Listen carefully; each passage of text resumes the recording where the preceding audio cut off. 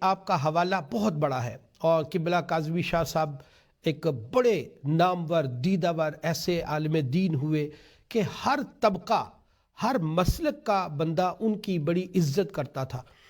تو آپ کے والد صاحب نے آپ کی جو تربیت کی، اس میں تو کوئی دو رائے نہیں ہے کہ الحمدللہ آپ سارے بھائیوں نے ہمیشہ با کردار زندگی گزاری۔ مگر یہ پھر ہوا کیا جو حج کا سکینڈل بنا؟ اس کی اصل وجہ کیا تھی؟ ادھر تو چلے آپ نے نورانی صاحب کے حوالے سے کہا کہ میں اس سے زیادہ نہیں بات کرنا چاہتا، یہاں تو آج حقیقت کھولیں کہ اس کا اصل ذمہ دار کون تھا، اور 16 سال کی سزا آپ کو ملی، ایویڈنس کورٹ میں دیے گئے نہیں دیے گئے، وہ ایکسیپٹیبل ہوئے نہیں ہوئے، اصل وجہ کیا بنی تھی اس سکینڈل کی؟ دیکھیں جی، بات دراصل یہ ہے کہ مجھ پر الزام لگانے والے اعظم خان سواتی تھے، اور دوسرا ایک پاکستان کا سفیر جو کہ وہاں تھا سعودی عرب میں، عمر علی خان شیرزئی اس کا نام تھا۔ یہ دو حضرات تھے جنہوں نے مجھ پر الزام لگایا تھا۔ اچھا، پھر یہ کہ مزے کی بات یہ ہے، یہ الزام اس وقت لگایا گیا جب میں وہاں پر حج ڈیلیگیشن کو ہیڈ کرنے کے لیے سعودیہ میں گیا ہوا تھا، جی اور اتفاق سے ایسا ہوا کہ وہاں کے صحافی حضرات کے ساتھ ایک ڈنر پہ تھا، جس میں مجھے بتایا گیا کہ جناب یہ پاکستان کے جو سفیر ہیں اس نے آپ کے خلاف الزام لگایا ہے، اور اس کو اعظم خان سواتی نے ہائی لائٹ کیا ہے اور اس کو اٹھایا ہے۔ اب آپ سوچئے، سفیر پاکستان تو ایک ملازم ہے نا گورنمنٹ آف پاکستان کا، جی تو کیا ایک ملازم کو یہ اختیار ہوتا ہے کہ وہ جی خود پریس کانفرنس کرے؟ انہوں نے جدہ میں پریس کانفرنس کی تھی میرے خلاف، تو یہ آپ بھی سمجھ سکتے ہیں کہ یہ کوئی صحیح طریقہ نہیں تھا۔ اگر بالفرض خدا نہ سفیر خواستہ لگایا معاذ کس نے اللہ تھا اگر سر؟ میرے خلاف سفیر کس کی میرے حکومت کا خلاف تھا؟ کس کی حکومت کا سفیر تھا؟ جی میں یہی عرض کر رہا ہوں نا کہ وہ سفیر تو ہماری حکومت کا تھا۔ تو اس وقت میں نے یوسف رضا گیلانی صاحب سے یہ کہا تھا نا کہ جناب یہ کیا چکر ہے، کیا معاملہ ہے؟ ایک شخص، ایک ایمبیسیڈر، ایک حکومت پاکستان کا ملازم اٹھ کر آپ کے وزیر کے خلاف پریس کانفرنس کرتا ہے، اس کی کوئی ایکسپلینیشن بھی کال نہیں کرتا۔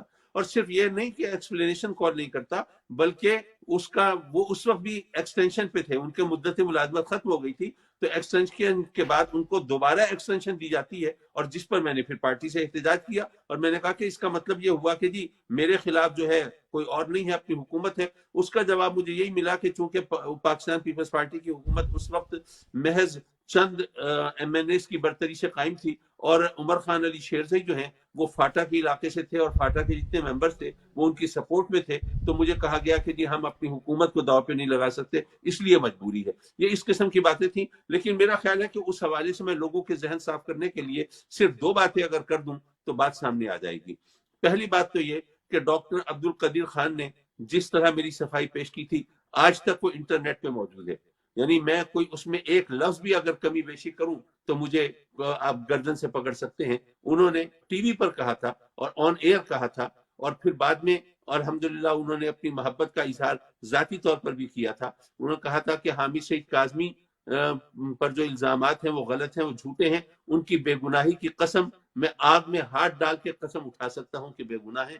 میں حرم کعبہ میں اور مسجد نبوی میں کھڑا ہو کے قرآن اٹھا کے گواہی دے سکتا ہوں کہ بے گناہ ہیں۔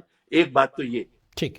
اور دوسری بات یہ کہ جب میں وہاں سعودیہ میں تھا، اور وہاں پر یہ میں بتاتا چلوں کہ یہ بات بالکل درست ہے کہ اس سال بہت 25,000 جو حاجی تھے انہیں بہت زیادہ مشکلات کا سامنا ہوا تھا، اور اس کا ذرا پس منظر میں ضرور بتاؤں تاکہ لوگوں کے ذہن میں گرہیں کھلیں۔ وہ یہ کہ وہ پہلا سال تھا جب مینا اور عرفات کے درمیان ٹرین چل رہی تھی۔ اچھا، اب یہ ٹرین چلنے کا حصہ تو بعد میں آیا، اس سے پہلے میں نے اپنی منسٹری میں کہا کہ جی لوگ ہمیں الزام دیتے ہیں کہ جناب وہاں پہ مینا میں جو ہیں وہ پاکستان جمرات سے بہت دور لیتا ہے اور یہ بڑی زیادتی ہے، تو آپ صحیح جگہ لیں۔ تو اس سال ہم نے پیسے زیادہ دے کے جمرات کے نزدیک کیمپ لیے تھے، اس لیے حج نسبتاً زیادہ مہنگا ہو گیا تھا۔ لیکن جب میں حج ڈیلیگیشن کو ہیڈ کرنے کے لیے وہاں پہنچا تو وہاں پہ پتہ چلا کہ لوگوں نے مجھے بتایا، حج مشن کے لوگوں نے، کہ جی ہمارے جو کیمپ ہیں جو بہت ہی خوبصورت جگہ پہ تھے وہ وہاں سے ہٹائے جا رہے ہیں، اور وہ کہہ رہے ہیں کہ جی یہاں پہ ریلوے اسٹیشن لگنے ہیں کیونکہ قائم ہونے ہیں۔ کیونکہ یہاں سے ہزاروں لاکھوں حاجیوں نے گزرنا ہوگا تو یہ کیمپ یہاں پہ اسے ہٹانے پڑیں گے. تو اب وہ نئے کیمپ بنا رہے ہیں اور نئے کیمپ دور پہاڑ کاٹ کے بنا رہے ہیں, اور اتنا کم وقت ہے کہ پہاڑ کاٹ کے نئے کیمپ وہ صحیح طور پہ نہیں بن سکتے اور لوگ بہت پریشان ہوں گے. سر میں کہ نے پہلے وہاں سے پہ جا کے معاملات طے آفیسر نہیں سے ہوتے, آپ وزیر رہے ہیں, جو سعودی حکومت ہے وہاں پر بھی وزارہ حکومہ ایک ادارہ وہاں پر بھی مذہبی امور کا ہے, میں تو یہ یہی بتا رہا معاملات ہوں, پہلے سے میں یہی لوکیشن وغیرہ حضور میں ساری یہی طے نہیں بتا رہا ہوتی؟ ہوں, آپ مجھے بولنے دیجئے نا, میں جی وہی جی بتا رہا ہوں جی آپ جی کو بات کیجیے. کہ جب مجھے پتا چلا تو میں وزیر حج سے ملنے کے لیے گیا اور ان ٹھیک سے کہا کہ جناب یہ کیا مذاق ہے, اور یہ اگر اسٹیشن بننے تھے تو یہ تو پہلے پلان میں ہونا چاہیے تھا, پھر آپ نے ہم سے زیادہ پیسے لے کے وہ جگہ دی کیوں؟ یہ تمام چیزیں پہلے سے طے ہوتی. بہرحال یہ آپ بھی جانتے ہوں گے کہ سعودی حضرات کو قائل کرنا, ان سے کوئی بات منوانا آسان نہیں ہوتا. انہوں نے کہا کہ جی اب جو بھی ہو, اب ہم ٹرین کا سسٹم اس وقت ختم تو نہیں کر سکتے اور اسٹیشن تو ہم نے وہاں بنانے ہیں, بس ہم زیادہ سے زیادہ یہ کر سکتے ہیں کہ زیادہ لیبر لگا کے اور کوشش کر کے وہ جو کیمپ ہیں وہ نئے بنا دیں آپ کو. اب ٹھیک ہے. ان سے زیادہ اور وہ نہیں کر سکتا تھا میں نے جا کے کمپلینٹ رجسٹر کرا دی. بہرحال اب وہ ہوا یہ کہ وہ اس میں وہ کیمپ مکمل نہیں کرا سکے, نہ سیوریج کا نظام صحیح تھا, نہ بجلی کی سپلائی کا, نہ واٹر سپلائی کا, بلکہ پہاڑ کاٹ کے انہوں نے وہ بنائے تھے نئے کیمپ. تو عالم یہ تھا کہ آدمی کو اگر ایک بوتل پانی کی لینی ہوتی تھی تو پہاڑ سے نیچے اتر کے اس کو لینی پڑتی تھی. تو اس وجہ سے ہمارے حاجی جو ہیں وہ بہت زیادہ پریشان ہوئے, اور جب ان کی پریشانی کی خبر مجھے ملی تو میں نے جا کے منسٹر سے کہا کہ جناب یہ دیکھیے آپ کہہ رہے تھے ہم مکمل کرا دیں گے, وہ تو مکمل نہیں ہوئے.